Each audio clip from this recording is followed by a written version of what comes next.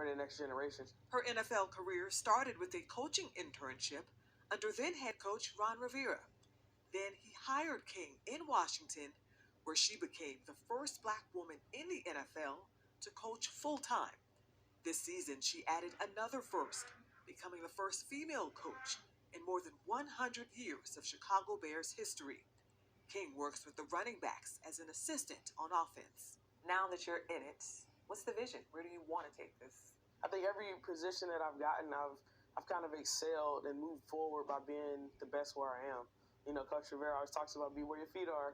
That's something he always said, and I think really focusing on where you are today, helps you excel tomorrow.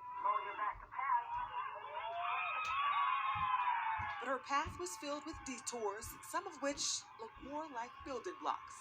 Between time as an All-American quarterback and receiver playing women's tackle football, King was once National Coach of the Year after leading the Johnson & Wales women's basketball team to a national championship. Ultimately, I had to make that decision to leave, to go to football full time in the middle of a season, and it was tough, but it was just something that you couldn't turn down.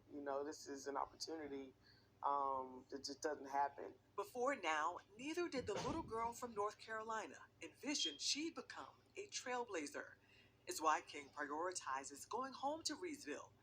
There, she established the King Group, a sports-based nonprofit that works to uplift children through both experiences and community programs. Sometimes those dreams die in those small towns. And, I remember growing up, I don't even remember his name, but he was a Broncos player, or ex-Broncos player. He came to speak in my middle school, and I was just blown away. Like, just because he had played in the NFL. I didn't even know who he was, and I still don't remember who he was. But you remember he came. Exactly. And I remember that day, and being able to go back, and then, several kids are like, oh, this is the greatest day of my life.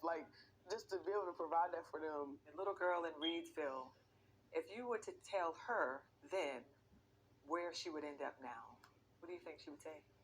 Oh, there's no way. There's no way. I mean, I never, you watch, every Sunday watching the NFL, it never crossed my mind that I would be there. I mean, I remember going to my first game when I was maybe 12 or 13, and I thought I thought I had seen the world. I never thought I would actually be on the field. I thought I would always be watching as a spectator, and now, I'm just part of it, and it's incredible.